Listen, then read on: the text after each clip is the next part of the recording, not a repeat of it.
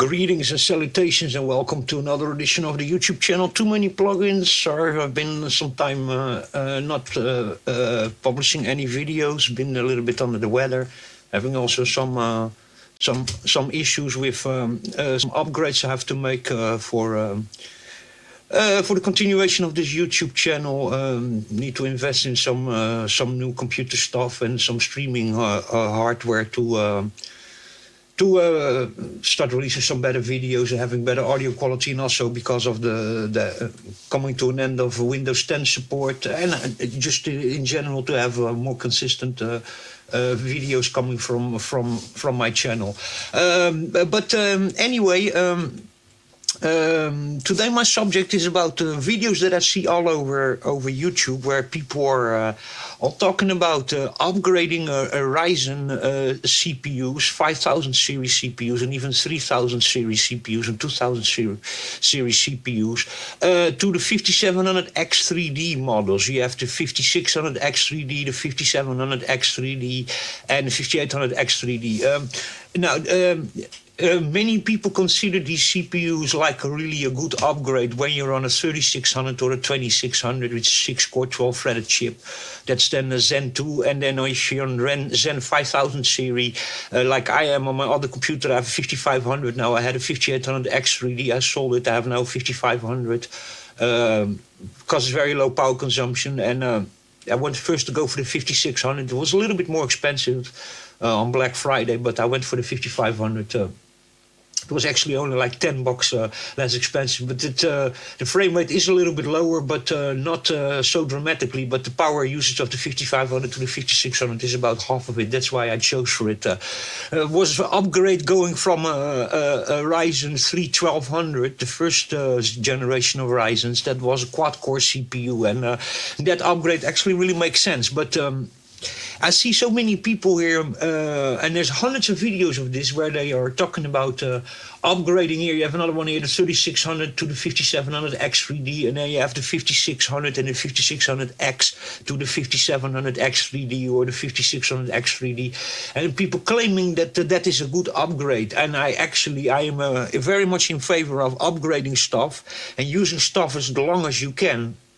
Now, when you are still rocking, for example, a dual-core, a quad-core, first or second or third generation Ryzen, then you could even make the argument that it's okay to move to Ryzen 5 because it has the double of transistors than Zen 2, so Ryzen 1000, 2000, and 3000 series, you know. But these upgrades to the 5700X3D you're doing on a dead platform, and these chips are actually very expensive. And if you start looking to Ryzen 7000 and 8000 series CPUs, that some of the entry-level ones almost basically, even with less cache and less cores, so 6 cores 12 threads instead of 8 cores 16 thread CPUs are almost are the same as 5700X3D, you know, and spending a hell of a lot less power, and having also PCI Express 4.0 and even 5.0 support.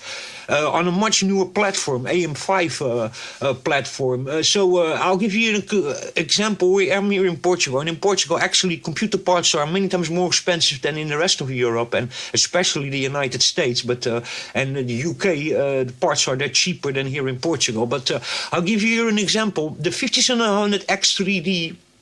And you're on a dead platform. AMD is not going to release anything more for AM4.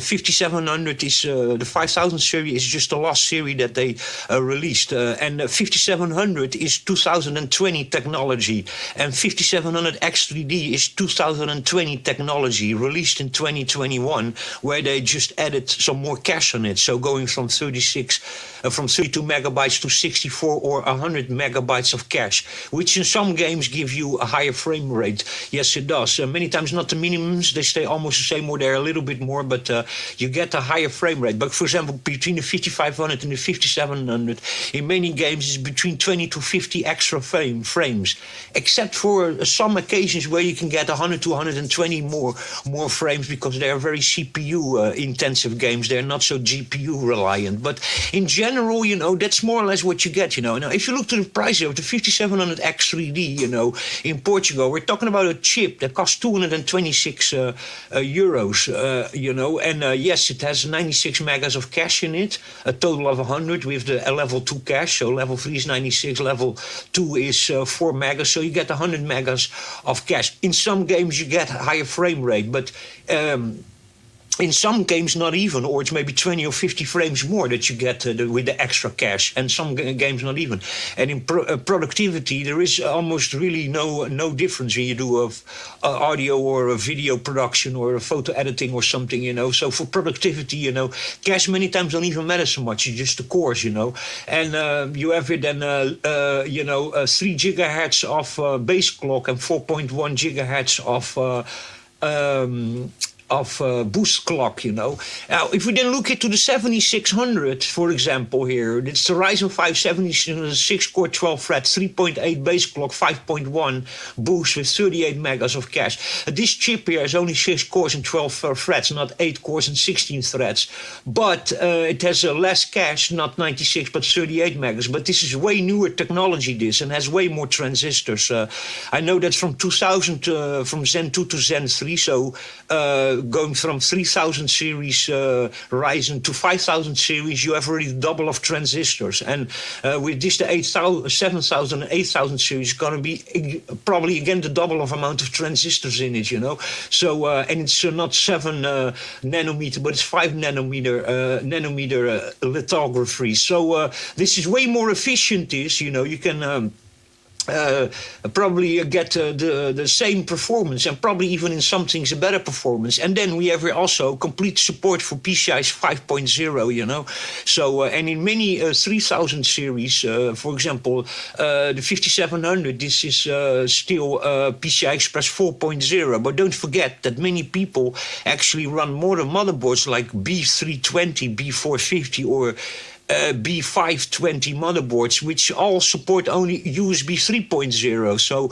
in many systems, when you put this chip over there, you're actually running even in 3.0. Depends on what motherboard you have, So unless you have a B550, but if you have a B520 or a B450 or an A320 board, then you're running even in PCI Express 3.0. That can make really a difference with your NVMe drive, and especially with newer graphics cards who use PCI Express 4.0, 8X or 4X, the more entry-level ones.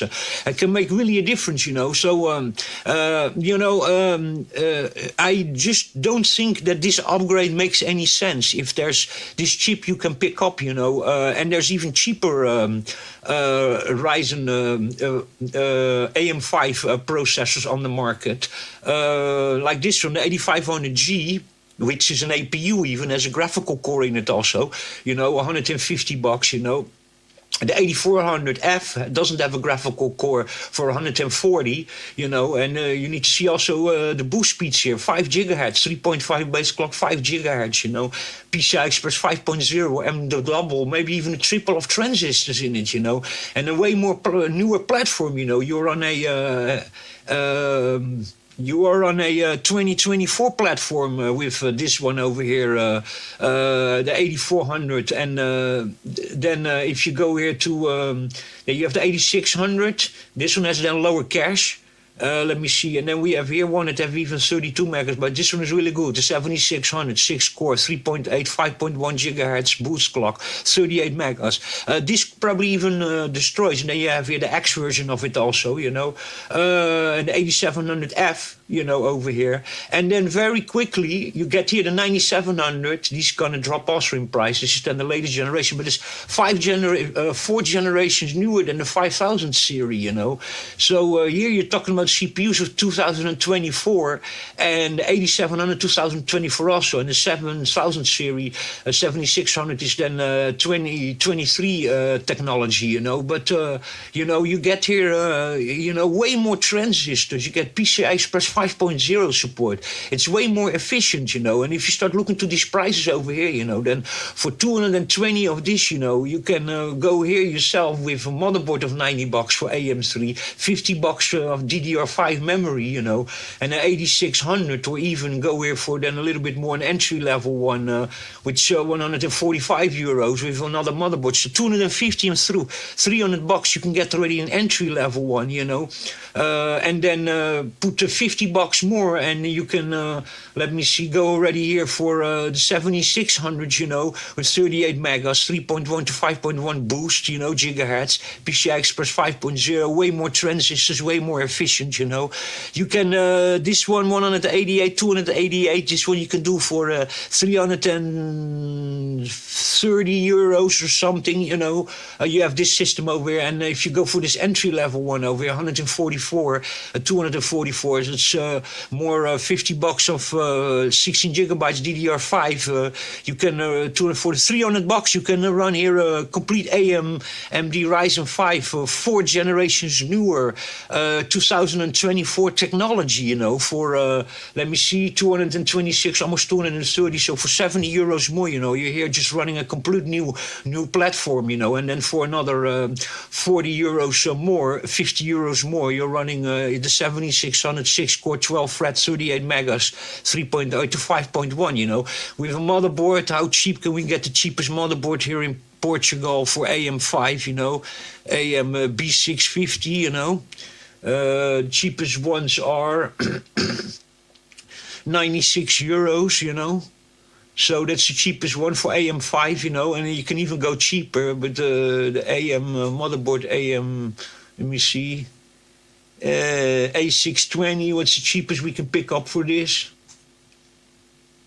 80 bucks, you know, you can get already one here from MSI, you know, and A620, you know. So you can run that system already for about 280 to 300 with the entry level for AM5, 8000 series, you know, 4 generations newer, you know.